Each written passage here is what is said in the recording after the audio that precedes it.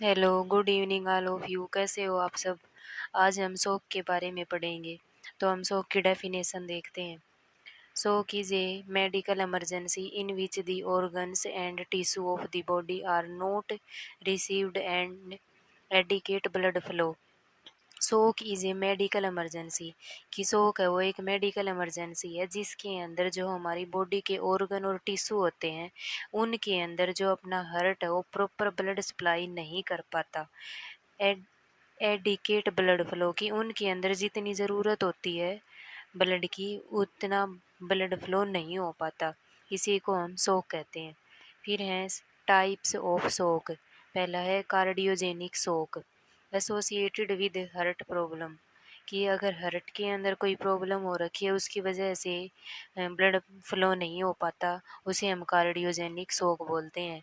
Hypovolemic शोक कोज by inadequate blood volume, जो blood की जो वॉल्यूम होती है अगर वो ब्लड वॉल्यूम कम है तो उसकी वजह से जो शोक राइज होता है वो हाइपोवोलेमिक शोक होता है।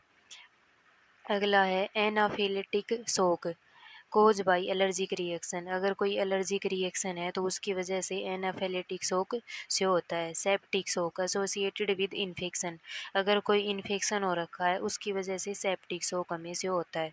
न्यूरोजेनिक शोक है caused by damage to nervous system, अगर हमारा नर्वस सिस्टम डैमेज हो गया, उसके अंदर कोई प्रॉब्लम हो गई तो उसकी वजह से हमें जो शोक शो होता है वो न्यूरोजेनिक शोक होता है। फिर हैं साइन सिम्टम।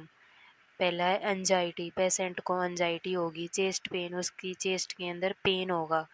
स्लो ब्रीदिंग, जो उसकी सांस लेने की जो क्षमता है वो धीमी हो जाएगी।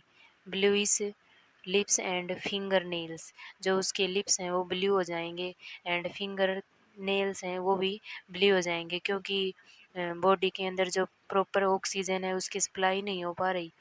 नोजिया एंड वोमिटिंग, पेशेंट को नोजिया और वोमिटिंग होगी। अनकॉन्सियसनेस, पेशेंट अनकॉन्सियस भी हो सकता है। फिर है इसके कोज कि शोक क्यों होता है।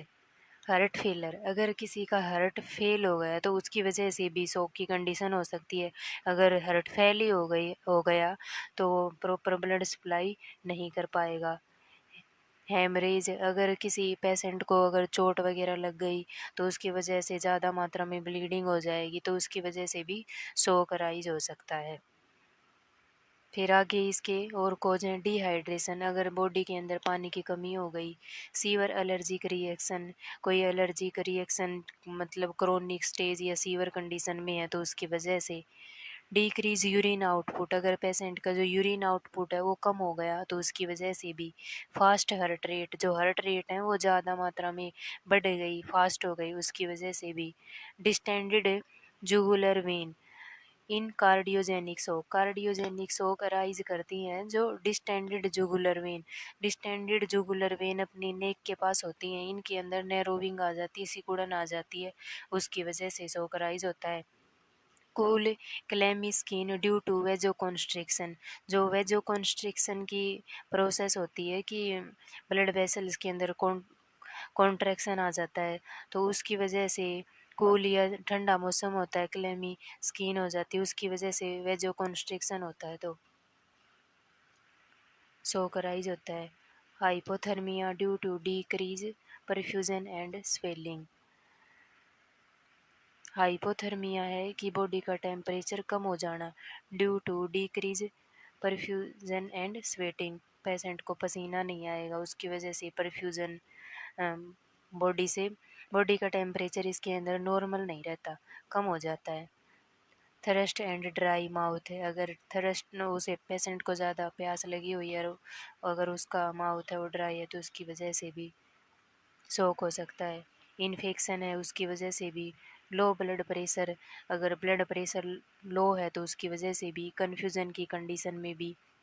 वीक एंड अबसेंट पल्स, जो पेशेंट की पल्स हैं वो वीक हैं तो या अबसेंट है उसकी वजह से भी शोक अराइज हो सकता है। फिर हैं इसके nursing management. Shock is an emergency crisis, so we should give emergency treatment, कि जो शोक वो एक इमरजेंसी कंडीशन है, तो इसके हम नर्सिंग मैनेजमेंट भी इमरजेंसी कंडीशन के रूप में ही ट्रीट करेंगे। पहला है एसेस एयरवे, पेशेंट का जो एयरवे है हम उसको एसेस करेंगे। ब्रीदिंग एंड सर्कुलेशन, उसका ब्रीदिंग और सर्कुलेशन कैसा है उसको चेक करेंगे। इफ़ नेसेसरी गिव सीपीआर, अगर हमें ज़रूरत है पेशेंट को सीपीआर देने की है तो हम अगर एयरवे के अंदर ऑब्स्ट्रक्शन है, वो अच्छी तरह से सांस नहीं ले पा रहा और उसका सर्कुलेशन वो ठीक नहीं है, तो हम सीपीआर आर्टिफिशियल पेशेंट को रेस्पिरेशन प्रोवाइड करेंगे, बाहर से हम उसको ऑक्सीजन प्रोवाइड करेंगे। If the person is conscious and does not have an injury to the head leg spine place the person in shock position. अगर पेशेंट कॉन्शियस है और उसकी बॉडी के अंदर किसी भी पार्ट के अंदर इंजरी नहीं है, जैसे हेड लेग स्पाइन प्लेस किसी भी जगह पर इंजरी नहीं है, तो हम जो शॉक की पोजीशन उसको प्रोवाइड करेंगे, जिससे वो मतलब अच्छी तरह से कंफर्ट में रहे, उसकी जो कंडीशन है वो मेंटेन कर सकें हम। Give appropriate first aid for any wound injury और इलनेस, अगर पेशेंट के अंदर कोई भी वुंड है, इंजरी हो रखी है, कोई इलनेस है, तो हम उसके लिए प्रॉपर फर्स्ट एड प्रोवाइड करेंगे। Keep the person warm and comfortable, लूजन tight clothes, कि हम पर्सन को वार्म एंड कंफर्ट प्रोवाइड करेंगे और उसके जो कपड़े हैं उनको लूज़ कर देंगे, ज़्यादा टाइट कपड़े उसे नहीं पहनाएंगे, अगर ज़्यादा टाइट कपड़े पहनेगा तो उसे सांस लेने में दिक्कत हो सकती है। If patient is having vomiting turn the head to one side, अगर पेशेंट को वोमिटिंग हो रही है तो हम उसका हेड है उसको टर्न कर देंगे, उसके हेड को मोड़ देंगे। फिर इसका मैनेजमेंट है प्रोवाइड O2 थेरेपी, हम पेशेंट को प्रॉपर ऑक्सीजन प्रोवाइड करेंगे। IV infusion for reduce hypovolemia, patient के अंदर हाइपोवोलेमिया की कंडीशन हो गई थी कि उसके ब्लड वॉल्यूम है वो कम हो गया था, तो हम उसको आईवी इन्फ्यूज़न करेंगे, जिसके द्वारा हम ब्लड प्लाज्मा और डेक्स्ट्रान इन्फ्यूज़ कर देंगे आईवी रूट के द्वारा, आईवी लाइन स्टार्ट करके।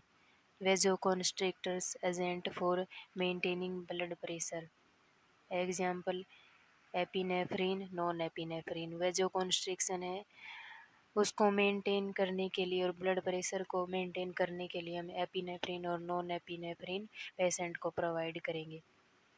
सो फ्रेंड्स, आज हमने पढ़ा शोक, इससे रिलेटेड अगर आपको कोई भी डाउट है तो आप मुझसे पूछ सकते हैं। Thank you.